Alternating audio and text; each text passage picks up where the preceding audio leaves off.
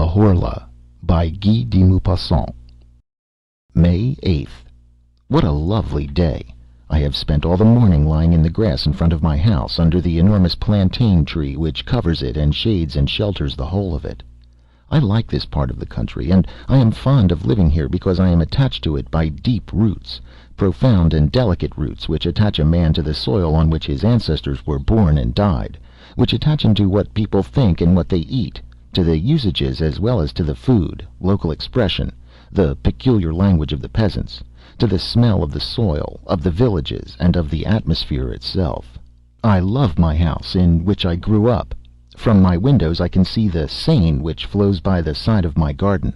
On the other side of the road, almost through my grounds, the great and wide Seine which goes to Rouen and Havre, and which is covered with boats passing to and fro. On the left, down yonder, lies Rouen, that large town with its blue roofs under its pointed Gothic towers.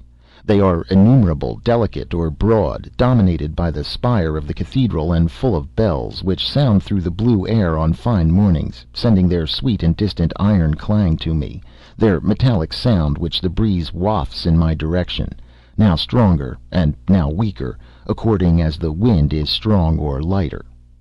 What a delicious morning it was! About 11 o'clock, a long line of boats, drawn by a steam tug as big as a fly, and which scarcely puffed while emitting its thick smoke, passed my gate.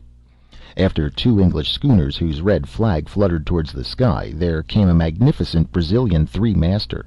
It was perfectly white and wonderfully clean and shining. I saluted it. I hardly know why, except that the sight of the vessel gave me great pleasure. May 12th. I have had a slight feverish attack for the last few days, and I feel ill, or rather I feel low-spirited. Whence do these mysterious influences come, which change our happiness into discouragement and our self-confidence into diffidence? One might almost say that the air, the invisible air, is full of unknowable forces, whose mysterious presence we have to endure. I wake up in the best spirits, with an inclination to sing in my throat. Why? I go down by the side of the water, and suddenly, after walking a short distance, I return home wretched, as if some misfortune were awaiting me there. Why? Is it a cold shiver which, passing over my skin, has upset my nerves and given me low spirits? Is it the form of the clouds, or the color of the sky, or the color of the surrounding objects, which is so changeable, which have troubled my thoughts as they passed before my eyes? Who can tell? Everything that surrounds us, everything that we see without looking at, everything that we touch without knowing it, everything that we handle without feeling it, all that we meet without clearly distinguishing it, has a rapid, surprising, and inexplicable effect upon us and our organs, and through them on our ideas and on our heart itself. How profound that mystery of the invisible is! We cannot fathom it with our miserable senses, with our eyes which are unable to perceive what is either too small or too great, too near to or too far from us, neither the inhabitants of a star nor of a drop of water; with our ears that deceive us, for they transmit to us the vibrations of the air in sonorous notes. They are fairies who work the miracle of changing that movement into noise, and by that metamorphosis give birth to music, which makes the mute agitation of nature musical.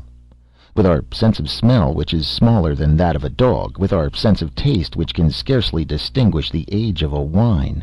Oh, if we only had other organs which would work other miracles in our favor, what a number of fresh things we might discover around us! May 16th. I am ill, decidedly. I was so well last month. I am feverish, horribly feverish, or rather I am in a state of feverish enervation which makes my mind suffer as much as my body. I have without ceasing that horrible sensation of some danger threatening me, that apprehension of some coming misfortune or of approaching death, that presentiment which is no doubt an attack of some illness which is still unknown, which germinates in the flesh and in the blood. May 18th. I have just come from consulting my medical man, for I could no longer get any sleep. He found that my pulse was high, my eyes dilated, my nerves highly strung, but no alarming symptoms. I must have a course of shower baths and of bromide of potassium. May 25th. No change. My state is really very peculiar. As the evening comes on, an incomprehensible feeling of disquietude seizes me, just as if night concealed some terrible menace toward me. I dine quickly and then try to read, but I do not understand the words and can scarcely distinguish the letters.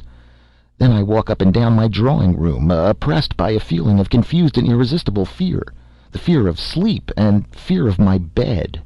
About 10 o'clock I go up to my room. As soon as I have got in, I double lock and bolt it. I am frightened. Of what? Up till the present time I have been frightened of nothing. I open my cupboards and look under my bed. I listen. To what?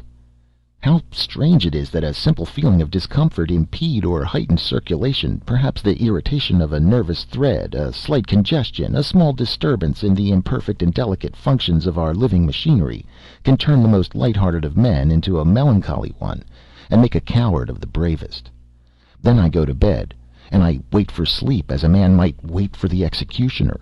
I wait for its coming with dread, and my heart beats and my legs tremble, while my whole body shivers beneath the warmth of the bedclothes, until the moment when I suddenly fall asleep, as one would throw oneself into a pool of stagnant water in order to drown oneself. I do not feel it coming over me as I used to do formerly. This perfidious sleep, which is close to me and watching me, which is going to seize me by the head, to close my eyes and annihilate me. I sleep a long time, 2 or 3 hours perhaps. Then a dream. No, a nightmare lays hold of me. I feel that I am in bed and asleep. I feel it and I know it. And I feel also that somebody is coming close to me, is looking at me, touching me, is getting onto my bed, is kneeling on my chest, is taking my neck between his hands and squeezing it with all his might in order to strangle me. I struggle, bound by that terrible powerlessness which paralyzes us in our dreams. I try to cry out, but I cannot. I want to move. I cannot.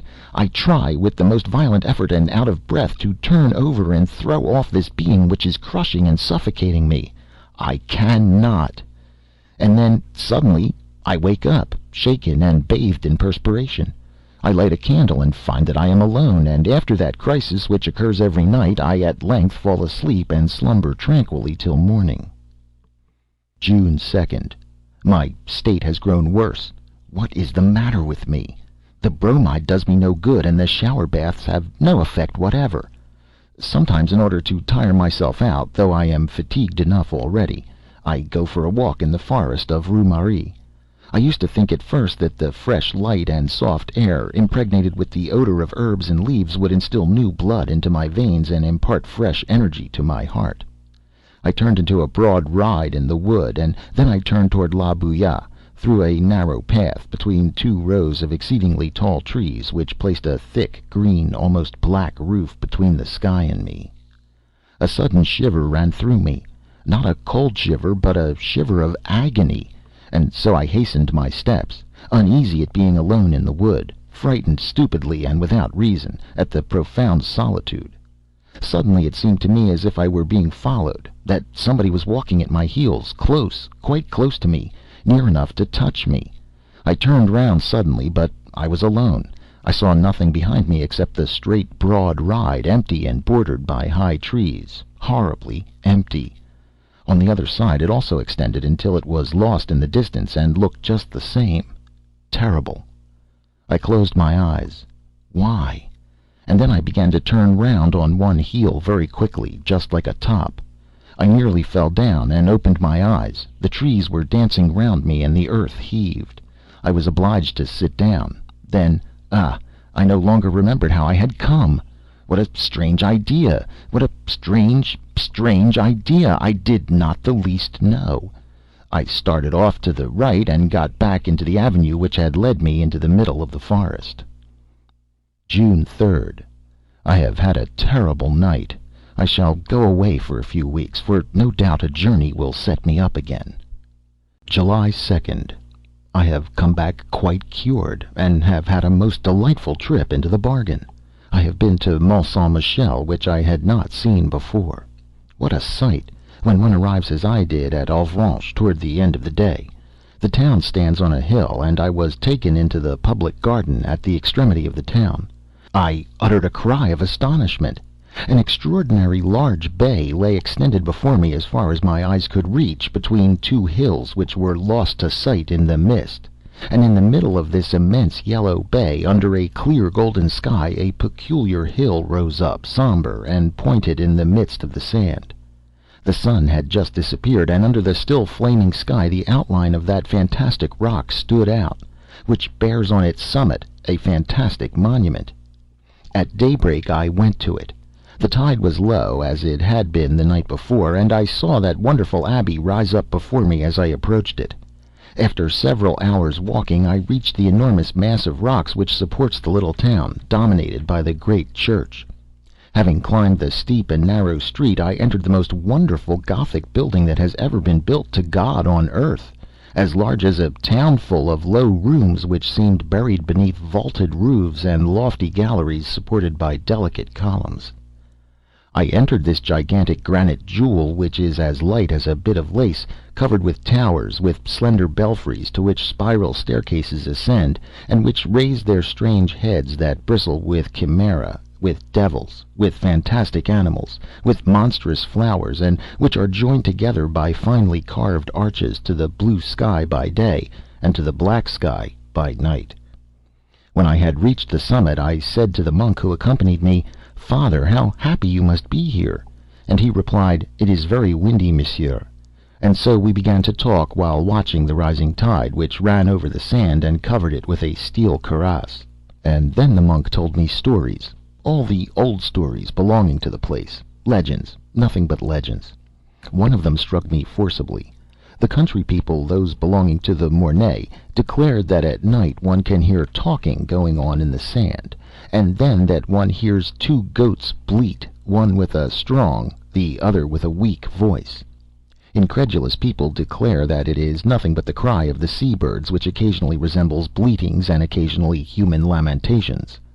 But belated fishermen swear that they have met an old shepherd whose head, which is covered by his cloak, they can never see, wandering on the downs between two tides round the little town placed so far out of the world, and who is guiding and walking before them a he-goat with a man's face, and a she-goat with a woman's face, and both of them with white hair, and talking incessantly, quarrelling in a strange language, and then suddenly ceasing to talk in order to bleat with all their might.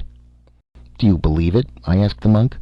"I scarcely know," he replied, and I continued, "If there are other beings besides ourselves on this earth, how come it is that we have not known it for so long a time? Or why have you not seen them? How is it that I have not seen them?" He replied, "Do we see the 100,000th part of what exists? Look here. There is the wind, which is the strongest force in nature, which knocks down men and blows down buildings, uproots trees, raises the sea into mountains of water, destroys cliffs, and casts great ships into the breakers. The wind which kills, which whistles, which sighs, which roars. Have you ever seen it? And can you see it?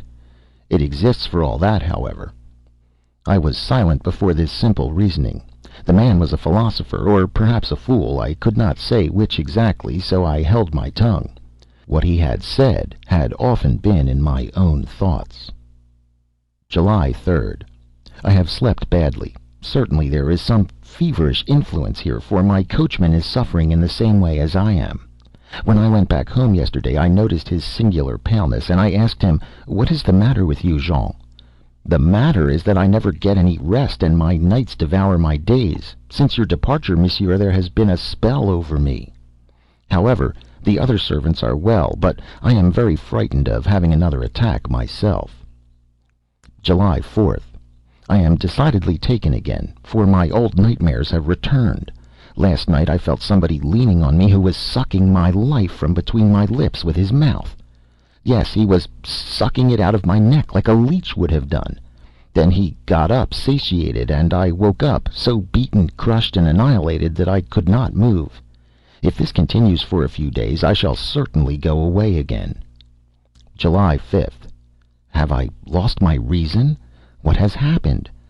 What I saw last night is so strange that my head wanders when I think of it. As I do now every evening, I had locked my door, and then, being thirsty, I drank half a glass of water, and I accidentally noticed that the water bottle was full up to the cut glass stopper. Then I went to bed and fell into one of my terrible sleeps, from which I was aroused in about 2 hours by a still more terrible shock. Picture to yourself a sleeping man who is being murdered, and who wakes up with a knife in his chest, and who is rattling in his throat, covered with blood, and who can no longer breathe, and is going to die, and does not understand anything at all about it. There it is. Having recovered my senses, I was thirsty again, so I lit a candle and went to the table on which my water bottle was. I lifted it up and tilted it over my glass, but nothing came out. It was empty. It was completely empty. At first I could not understand it at all, and then suddenly I was seized by such a terrible feeling that I had to sit down, or rather I fell into a chair. Then I sprang up with a bound to look about me, and then I sat down again, overcome by astonishment and fear in front of the transparent crystal bottle. I looked at it with fixed eyes, trying to conjecture, and my hands trembled. Somebody had drunk the water. But who? I? I, without any doubt. It could surely only be I. In that case I was a somnambulist. I lived without knowing it, that double mysterious life which makes us doubt whether there are not two beings in us, or whether a strange, unknowable, and invisible being does not, at such moments when our soul is in a state of torpor, animate our captive body, which obeys this other being, as it does ourselves, and more than it does ourselves. Oh, who will understand my horrible agony? Who will understand the emotion of a man who is sound in mind, wide awake, full of sound sense, and who looks in horror at the remains of a little water that has disappeared while he was asleep through the glass of a water bottle?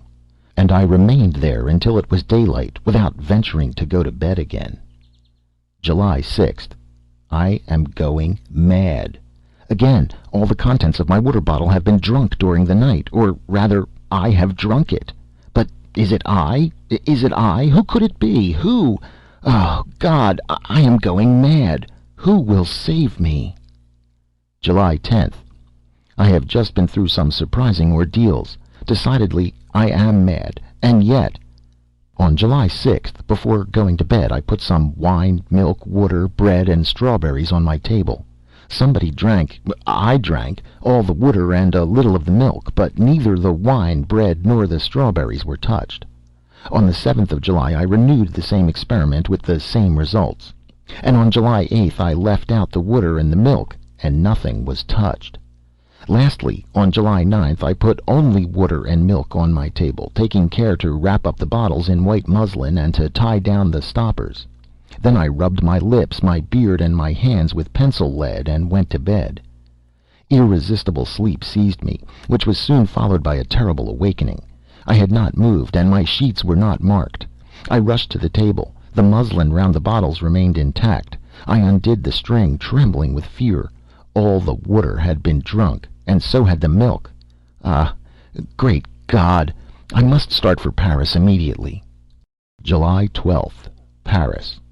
I must have lost my head during the last few days. I must be the plaything of my enervated imagination, unless I am really a somnambulist, or that I have been brought under the power of one of those influences which have been proved to exist, but which have hitherto been inexplicable, which are called suggestions. In any case, my mental state bordered on madness, and 24 hours of Paris sufficed to restore me to my equilibrium. Yesterday, after doing some business and paying some visits which instilled fresh and invigorating mental air into me, I wound up my evening at the Théâtre Français. A play by Alexandre Dumas the Younger was being acted, and his active and powerful mind completed my cure. Certainly solitude is dangerous for active minds. We require men who can think and can talk around us. When we are alone for a long time, we people space with phantoms. I returned along the boulevards to my hotel in excellent spirits. Amid the jostling of the crowd, I thought, not without irony, of my terrors and surmises of the previous week, because I believed, yes, I believed that an invisible being lived beneath my roof. How weak our head is, and how quickly it is terrified and goes astray as soon as we are struck by a small, incomprehensible fact. Instead of concluding with these simple words, "I do not understand because the cause escapes me," we immediately imagine terrible mysteries and supernatural powers. July 14th. Fate of the Republic. I walked through the streets, and the crackers and flags amused me like a child. Still, it is very foolish to be merry on a fixed date by a government decree. The populace is an imbecile flock of sheep, now steadily patient, and now in ferocious revolt. Say to it, amuse yourself, and it amuses itself. Say to it, go and fight with your neighbor, and it goes and fights. Say to it, vote for the emperor, and it votes for the emperor. And then say to it, vote for the republic, and it votes for the republic. Those who direct it are also stupid, but instead of obeying men, they obey principles, which can only be stupid, sterile, and false for the very reason that they are principles. That is to say, ideas which are considered as certain and unchangeable in this world where one is certain of nothing, since light is an illusion and noise is an illusion. July 16th. I saw some things yesterday that troubled me very much. I was dining at my cousin Madame Sabal, whose husband is colonel of the 76th Chasseurs at Limoges. There were two young women there, one of whom had married a medical man, Dr. Parent, who devotes himself a great deal to nervous diseases and the extraordinary manifestations to which at this moment experiments in hypnotism and suggestion give rise. He related to us at some length the enormous results obtained by English scientists and the doctors of the medical school at Nancy, and the facts which he adduced appeared to me so strange that I declared that I was altogether incredulous. We are, he declared, on the point of discovering one of the most important secrets of nature. I mean to say, one of its most important secrets on this earth, for there are certainly some which are a different kind of importance up in the stars yonder. Ever since man has thought, since he has been able to express and write down his thoughts, he has felt himself close to a mystery which is impenetrable to his coarse and imperfect senses, and he endeavors to supplement the want of power of his organs by the efforts of his intellect. As long as that intellect still remained in its elementary stage, this intercourse with invisible spirits assumed forms which were commonplace though terrifying. Thence sprang the popular belief in the supernatural, the legends of wandering spirits, of fairies, of gnomes, ghosts. I might even say the legend of God, for our conceptions of the workman creator, from whatever religion they may have come down to us, are certainly the most mediocre, the stupidest, and the most unacceptable inventions that ever sprang from the frightened brain of any human creatures. Nothing is truer than what Voltaire says: God made man in his own image, but man has certainly paid him back again. But for rather more than a century men seem to have had a presentiment of something new. Mesmer and some others have put us on an unexpected track, and especially within the last 2 or 3 years we have arrived at really surprising results. My cousin, who is also very incredulous, smiled, and Dr. Parent said to her, "Would you like me to try and send you to sleep, madame?" "Yes, certainly." She sat down in an easy chair, and he began to look at her fixedly, so as to fascinate her. I suddenly felt myself somewhat uncomfortable, with a beating heart and a choking feeling in my throat. I saw that Madame Sabal's eyes were growing heavy, her mouth twitched, and her bosom heaved, and at the end of 10 minutes she was asleep. "Stand behind her," the doctor said to me, and so I took a seat behind her. He put a visiting card into her hands and said to her, "This is a looking glass. What do you see in it?" And she replied, "I see my cousin. What is he doing? He is twisting his mustache. And now he's taking a photograph out of his pocket. Whose photograph is it? His own?" That was true, and that photograph had been given me that same evening at the hotel. "What is his attitude in the portrait?" "He is standing up with his hat in his hand." So she saw on that card, on that piece of white pasteboard, as if she had been looking at it in a looking glass. The young women were frightened, and exclaimed, "That is quite enough, quite enough." But the doctor said to her authoritatively, "You will get up at 8 o'clock tomorrow morning, and then you will go and call on your cousin at his hotel, and ask him to lend you 5,000 francs, which your husband demands of you, and which he will ask for when he sets out on his coming journey." Then he woke her up.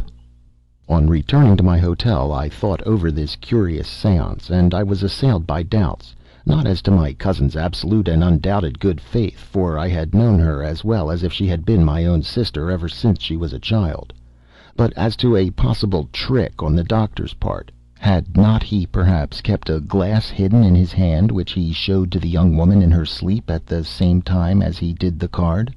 Professional conjurers do things which are just as singular. So I went home and to bed, and this morning at about 8:30 I was awakened by my footman, who said to me, "Madame Sabal has asked to see you immediately, monsieur." So I dressed hastily and went to her. She sat down in some agitation, with her eyes on the floor, and without raising her veil, she said to me, "My dear cousin, I am going to ask a great favor of you." "What is it, cousin?" "I do not like to tell you, and yet I must. I am in absolute want of 5,000 francs."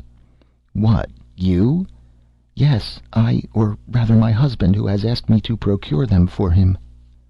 I was so stupefied that I stammered out my answers. I asked myself whether she had not really been making fun of me with Dr. Parent, if it were not merely a very well acted farce which had been got up beforehand. On looking at her attentively, however, my doubts disappeared. She was trembling with grief, so painful was this step to her, and I was sure that her throat was full of sobs. I knew that she was very rich, and so I continued, "What? Has not your husband 5,000 francs at his disposal? Come, think. Are you sure that he commissioned you to ask me for them?" She hesitated for a few seconds, as if she were making a great effort to search her memory, and then she replied, "Yes, yes, I am quite sure of it." "He has written to you?" She hesitated again and reflected, and I guessed the torture of her thoughts. She did not know. She only knew that she was to borrow 5,000 francs of me for her husband. So she told a lie. "Yes, he has written me." "When, pray? You did not mention it to me yesterday." "I received his letter this morning." "Can you show it to me?" No. It contained private matters, things too personal to ourselves. I burnt it." "So your husband runs into debt?" She hesitated again, and then murmured, I do not know." Thereupon I said bluntly, "I have not 5,000 francs at my disposal at this moment, dear cousin." She uttered a kind of cry, as if she were in pain, and said, Oh, I beseech you to get them for me." She got excited and clasped her hands as if she were praying to me. I heard her voice change its tone. She wept and stammered, harassed and dominated by the irresistible order that she had received. Oh, I beg you to. If you knew what I am suffering, I want them today." I had pity on her. "You shall have them by and by, I swear to you." "Oh, thank you. How kind you are." I continued, "Do you remember what took place at your house last night?" "Yes." "Do you remember that Dr. Parent sent you to sleep?" "Yes." "Oh, very well then. He ordered you to come to me this morning to borrow 5,000 francs, and at this moment you are obeying that suggestion." She considered for a few moments, and then replied, "But as it is my husband who wants them—" For a whole hour I tried to convince her, but could not succeed, and when she had gone I went to the doctor. He was just going out, and he listened to me with a smile, and said, "Do you believe now?" "Yes, I cannot help it." "Let us go to your cousin's." She was already dozing on a couch, overcome with fatigue. The doctor felt her pulse, looked at her for some time with one hand raised toward her eyes, which she closed by degrees under the irresistible power of this influence, and when she was asleep, he said, "Your husband does not require the 5,000 francs any longer. You must, therefore, forget that you asked your cousin to lend them to you, and if he speaks to you about it, you will not understand him." Then he woke her up, and I took out a pocketbook and said, "Here is what you asked me for this morning, my dear cousin." But she was so surprised that I did not venture to persist. Nevertheless, I tried to recall the circumstance to her, but she denied it vigorously, thought that I was making fun of her, and in the end very nearly lost her temper. There, I have just come back, and I have not been able to eat any lunch, for this experiment has altogether upset me. July 19th. Many people to whom I have told the adventure have laughed at me. I no longer know what to think. The wise man says, perhaps. July 21st. I dined at Bougival, and then I spent the evening at a boatman's ball. Decidedly everything depends on place and surroundings. It would be the height of folly to believe in the supernatural on the Ile de la Grenouillère, but on top of Mont Saint Michel, and in India, we are terribly under the influence of our surroundings. I shall return home next week. July 30th. I came back to my house yesterday. Everything is going on well. August 2nd. Nothing fresh. It is splendid weather, and I spend my days in watching the Seine flow past. August 4th. Quarrels among my servants. They declare that the glasses are broken in the cupboards at night. The footman accuses the cook, who accuses the needlewoman, who accuses the other two. Who is the culprit? A clever person to be able to tell. August 6th. This time I am not mad. I have seen. I can doubt no longer. I have seen it. I was walking at 2 o'clock among my rose trees in the full sunlight, in the walk bordered by autumn roses which are beginning to fall. As I stopped to look at a Géant de Bataille, which had 3 splendid blooms, I distinctly saw the stalk of one of the roses bend, close to me, as if an invisible hand had bent it, and then break, as if that hand had picked it. Then the flower raised itself, following the curve which a hand would have described in carrying it toward a mouth, and it remained suspended in the transparent air, all alone and motionless, a terrible red spot 3 yards from my eyes. In desperation I rushed it to take it. I found nothing. It had disappeared. Then I was seized with furious rage against myself, for it is not allowable for a reasonable and serious man to have such hallucinations. But was it a hallucination? I turned round to look for the stalk, and I found it immediately under the bush, freshly broken, between 2 other roses which remained on the branch. And I returned home then with a much disturbed mind, for I am certain now, as certain as I am of the alteration of day and night, that there exists close to me an invisible being that lives on milk and on water, which can touch objects, take them and change their places, which is consequently endowed with a material nature, although it is impossible to our senses, and which lives, as I do, under my roof. August 7th. I slept tranquilly. He drank the water out of my decanter, but did not disturb my sleep. I ask myself whether I am mad. As I was walking just now in the sun by the riverside, doubts as to my own sanity arose in me, not vague doubts such as I have had hitherto, but precise and absolute doubts. I have seen mad people, and I have known some who have been quite intelligent, lucid, even clear-sighted in every concern of life except on one point.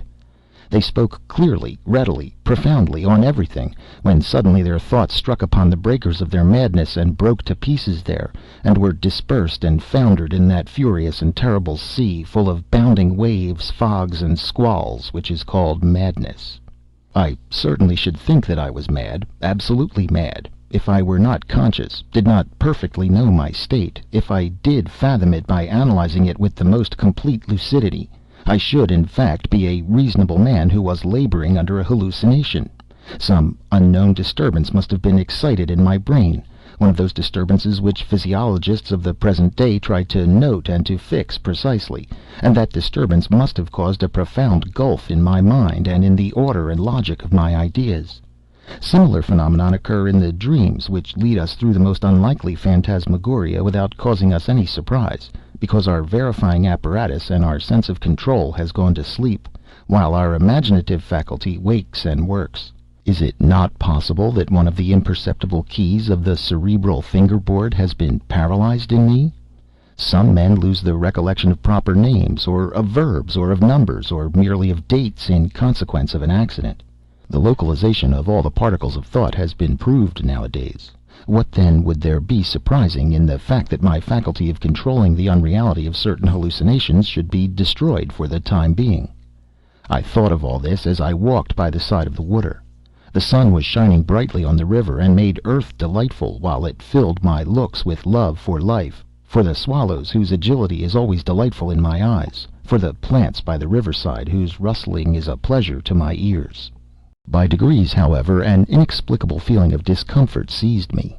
It seemed to me as if some unknown force were numbing and stopping me, were preventing me from going farther, and were calling me back. I felt that painful wish to return, which oppresses you when you have left a beloved invalid at home, and when you are seized by a presentiment that he is worse. I therefore returned in spite of myself, feeling certain that I should find some bad news awaiting me, a letter or a telegram. There was nothing, however, and I was more surprised and uneasy than if I had had another fantastic vision. August 8th. I spent a terrible evening yesterday. He does not show himself any more, but I feel that he is near me, watching me, looking at me, penetrating me, dominating me, and more redoubtable when he hides himself thus than if he were to manifest his constant and invisible presence by supernatural phenomenon. However, I slept. August 9th. Nothing, but I am afraid. August 10th. Nothing. What will happen tomorrow? August 11th. Still nothing. I cannot stop at home with this fear hanging over me and these thoughts in my mind. I shall go away. August 12th. 10 o'clock at night. All day long I've been trying to get away and have not been able. I wish to accomplish this simple and easy act of liberty. Go out, get in my carriage in order to go to Rouen. And I have not been able to do it. What is the reason? August 13th. When one is attacked by certain maladies, all the springs of our physical being appear to be broken, all our energies destroyed, all our muscles relaxed, our bones to have become as soft as our flesh, and our blood as liquid as water. I am experiencing that in my moral being in a strange and distressing manner. I have no longer any strength, any courage, any self-control, nor even any power to set my own will in motion. I have no power left to will anything, but someone does it for me, and I obey. August 14th. I am lost. Somebody possesses my soul and governs it. Somebody orders all my acts, all my movements, all my thoughts. I am no longer anything in myself, nothing except an enslaved and terrified spectator of all the things which I do. I wish to go out. I cannot. He does not wish to, and so I remain trembling and distracted in the armchair in which he keeps me sitting. I merely wish to get up and to rouse myself so as to think that I am still master of myself. I cannot. I am riveted to my chair, and my chair adheres to the ground in such a manner that no force could move us. Then, suddenly, I must go to the bottom of my garden and pick some strawberries and eat them. And I go there. I pick the strawberries and I eat them. Oh, my God, is there a God? If there be one, deliver me, save me, succor me, pardon, pity, mercy, save me. Oh, what sufferings, what torture, what horror. August 15th. Certainly, this is the way in which my poor cousin was possessed and swayed when she came to borrow 5,000 francs of me. She was under the power of a strange will which had entered into her, like another soul, like another parasitic and ruling soul. Is the world coming to an end? But who is he, this invisible being that rules me, this unknowable being, this rover of a supernatural race? Invisible beings exist, then. How is it, then, that since the beginning of the world they have never manifested themselves in such a manner precisely as they do to me? I have never read anything which resembles what goes on in my house. Oh, if I could only leave it, if I could only go away and flee so as to never return, I should be saved. But I cannot. August 16th. I managed to escape today for 2 hours, like a prisoner who finds the door of his dungeon accidentally open. I suddenly felt that I was free and that I was far away, and so I gave orders to put the horses in as quickly as possible, and I drove to Rouen. Oh, how delightful to be able to say to a man who obeyed you, "Go to Rouen." I made him pull up before the library, and I begged them to lend me Dr. Hermann Herstrasse's treatise on the unknown inhabitants of the ancient and modern world. Then, as I was getting into my carriage, I intended to say, "To the railway station," but instead of this I shouted. I did not say, but I shouted, in such a loud voice that all the passers-by turned round, "Home!" and I fell back into the cushion of my carriage, overcome by mental agony. He had found me out and regained possession of me. August 17th. Oh, what a night, what a night! And yet it seems to me that I ought to rejoice. I read until 1 o'clock in the morning. Herstrasses, doctor of philosophy and theogony, wrote the history and the manifestation of all those invisible beings which hover around man, or of whom he dreams. He describes their origin, their domains, their power, but none of them resembles the one which haunts me. One might say that man, ever since he has thought, has had a foreboding of and feared a new being stronger than himself, his successor in this world, and that, feeling him near and not being able to foretell the nature of that master, he has in his terror created the whole race of hidden beings, of vague phantoms born of fear. Having therefore read until 1 o'clock in the morning, I went and sat down at the open window in order to cool my forehead and my thoughts in the calm night air. It was very pleasant and warm. How I should have enjoyed such a night formerly! There was no moon, but the stars darted out their rays in the dark heavens. Who inhabits those worlds? What forms, what living beings, what animals are there yonder? What do those who are thinkers in those distant worlds know more than we do? What can they do more than we can? What do they see which we do not know? Will not one of them some day or other, traversing space, appear on our earth to conquer it, just as the Norsemen formerly crossed the sea in order to subjugate nations more feeble than themselves? We are so weak, so unarmed, so ignorant, so small, we who live on this particle of mud which turns round in a drop of water. I fell asleep, dreaming thus in the cool night air, and then, having slept for about 3/4 of an hour, I opened my eyes without moving, awakened by I know not what confused and strange sensation. At first I saw nothing, and then suddenly it appeared to me as if a page of a book which had remained open on my table turned over of its own accord. Not a breath of air had come in at my window, and I was surprised and waited. In about 4 minutes I saw, yes, I saw it with my own eyes, another page lift itself up and fall down on the others as if a finger had turned it over. My armchair was empty, appeared empty, but I knew that he was there. He was sitting in my place, and that he was reading. With a furious bound, the bound of an enraged wild beast that wishes to disembowel its tamer, I crossed my room to seize him, to strangle him, to kill him. But before I could reach it, my chair fell over as if somebody had run away from me. My table rocked, my lamp fell and went out, and my window closed as if some thief had been surprised and had fled out into the night, shutting it behind him. So he had run away. He had been afraid. He, afraid of me. So, tomorrow, or later, some day or other, I should be able to hold him in my clutches and crush him against the ground. Do not dogs occasionally bite and strangle their masters? August 18th. I have been thinking the whole day long. Oh, yes, I will obey him, follow his impulses, fulfill all his wishes, show myself humble, submissive, a coward. He is the stronger, but an hour will come. August 19th. I know it all. I have just read the following in the Revue du Monde Scientifique. A curious piece of news comes to us from Rio de Janeiro. Madness, an epidemic of madness which may be compared to that contagious madness which attacked the peoples of Europe in the Middle Ages, is at this moment raging in the province of Sao Paulo.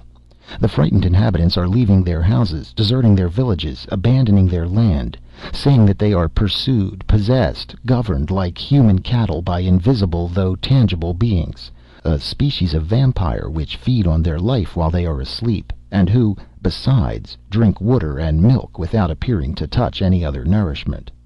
Professor Dom Pedro Henrique, accompanied by several medical savants, has gone to the province of Sao Paulo in order to study the origin and the manifestations of this surprising madness on the spot, and to propose such measures to the Emperor as may appear to him to be most fitted to restore the mad population to reason. I remember now that fine Brazilian three-master which passed in front of my windows as it was going up the Seine on the 8th of last May. I thought it looked so pretty, so white and bright. That being was on board of her, coming from there, where its race sprang from. And it saw me, it saw my house, which was also white, and it sprang from the ship onto the land. Oh, good heavens! Now I know, I can divine. The reign of man is over, and he has come, he whom disquieted priests exorcised, whom sorcerers evoked on dark nights without yet seeing him appear, to whom the presentiments of the transient masters of the world lent all the monstrous or graceful forms of gnomes, spirits, genii, fairies, and familiar spirits.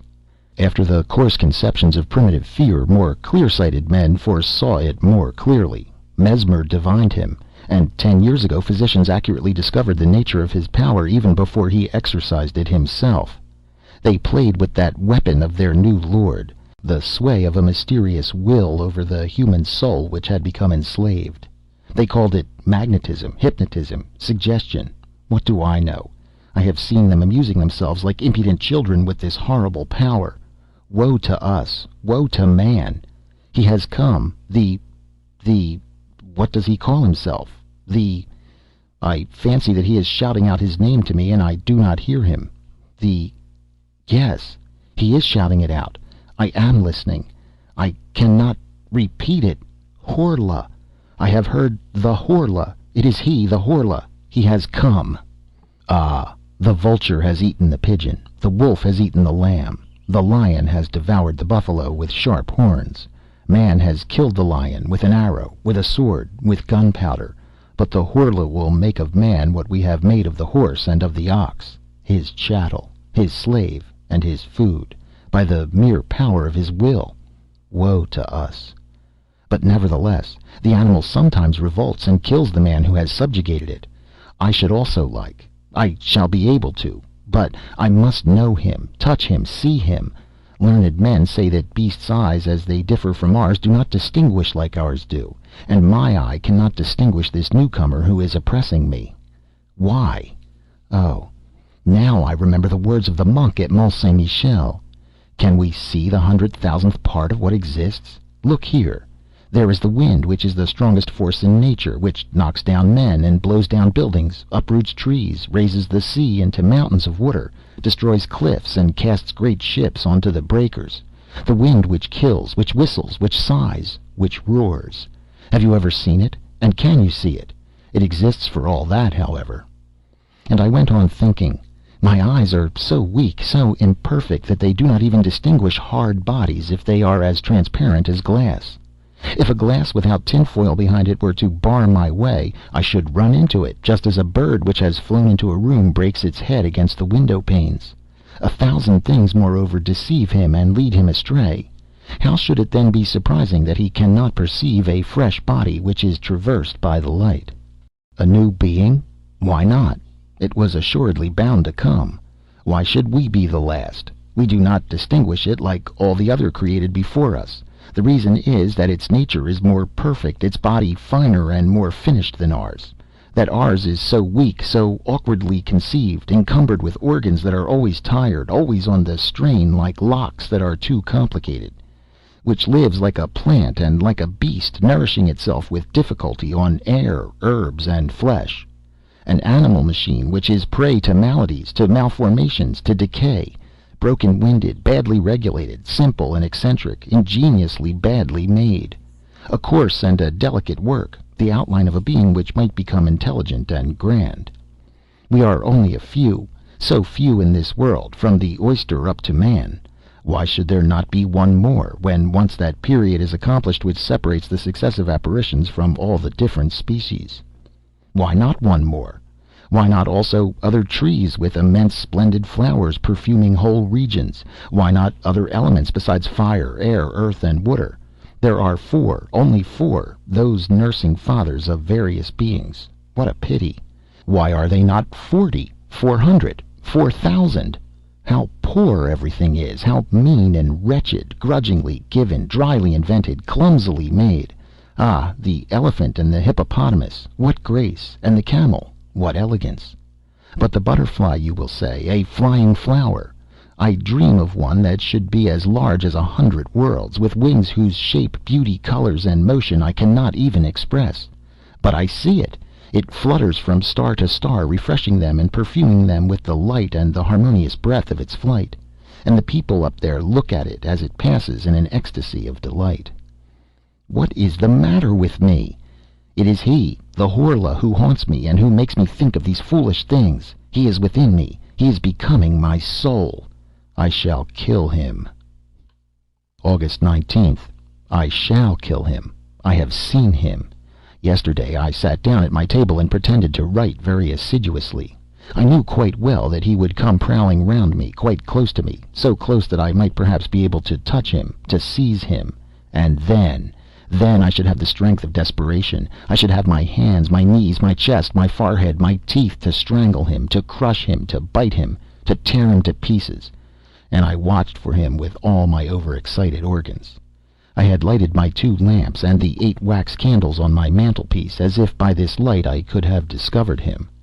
My bed, my old oak bed with its columns, was opposite to me.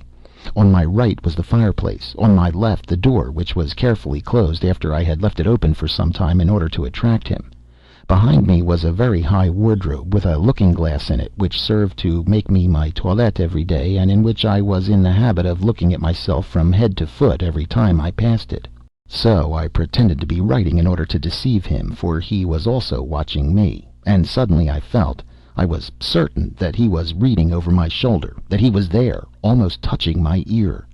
I got up so quickly with my hands extended that I almost fell. Well, it was as bright as midday, but I did not see myself in the glass. It was empty, clear, profound, full of light, but my figure was not reflected in it. And I was opposite to it. I saw the large clear glass from top to bottom, and I looked at it with unsteady eyes, and I did not dare to advance. I did not venture to make a movement, nevertheless feeling perfectly that he was there, but that he would escape me again, he whose imperceptible body had absorbed my reflection. How frightened I was! And then suddenly I began to see myself through a mist in the depths of the looking-glass, in a mist as if it were through a sheet of water. And it seemed to me as if this water were flowing slowly from left to right, and making my figure clearer every moment. It was like the end of an eclipse. Whatever it was that hid me did not appear to possess any clearly defined outlines, but a sort of opaque transparency which gradually grew clearer. At last I was able to distinguish myself completely, as I do every day when I look at myself. I had seen it, and the horror of it remained with me and makes me shudder even now. August 20th. How could I kill it, as I could not get hold of it? Poison? But it would see me mix it with the water, and then would our poison have any effect on its impalpable body? No doubt about the matter. Then... August 21st. I sent for a blacksmith from Rouen, and ordered iron shutters of him for my room, such as some private hotels in Paris have on the ground floor for fear of thieves, and he is going to make me a similar door as well. I have made myself out as a coward, but I do not care about that. September 10th. Rouen Hotel Continental. It is done. But is he dead?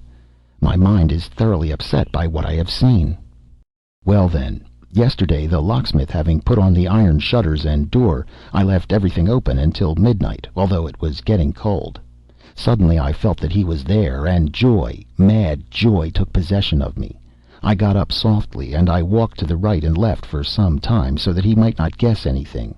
Then I took off my boots and put on my slippers carelessly. Then I fastened the iron shutters, and going back to the door quickly, I double-locked it with a padlock, putting the key into my pocket.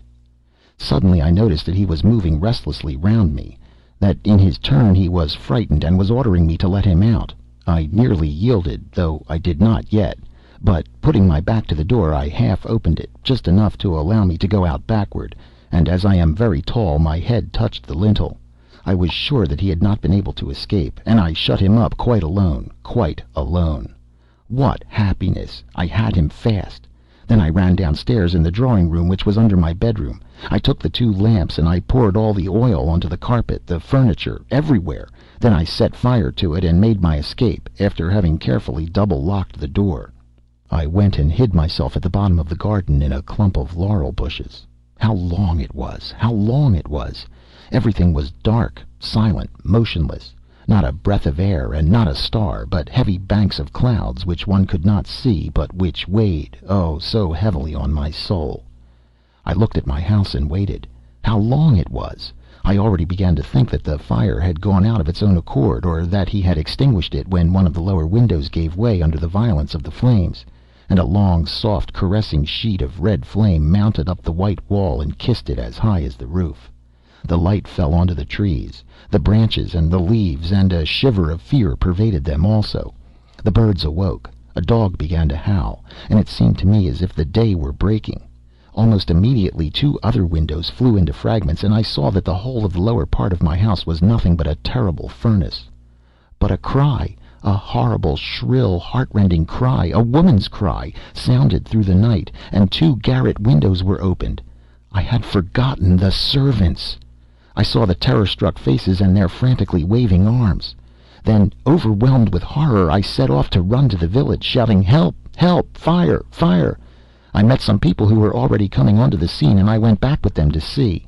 By this time the house was nothing but a horrible and magnificent funeral pile. A monstrous funeral pile, which lit up the whole country. A funeral pile where men were burning, and where he was burning also. He, my prisoner.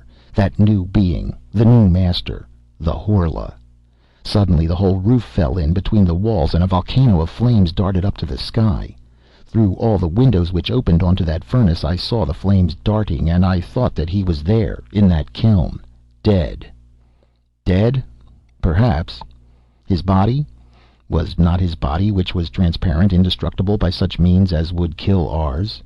If he was not dead, perhaps time alone has power over that invisible and redoubtable being.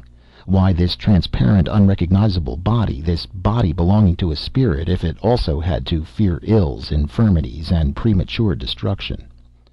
Premature destruction? All human terror springs from that. After man, the Horla. After him, who can die every day, at any hour, at any moment, by any accident, he came who was only to die at his own proper hour and minute, because he had touched the limits of existence. No, no. Without any doubt, he is not dead. Then, I suppose I must kill myself. End of The Horla by Guy de Maupassant.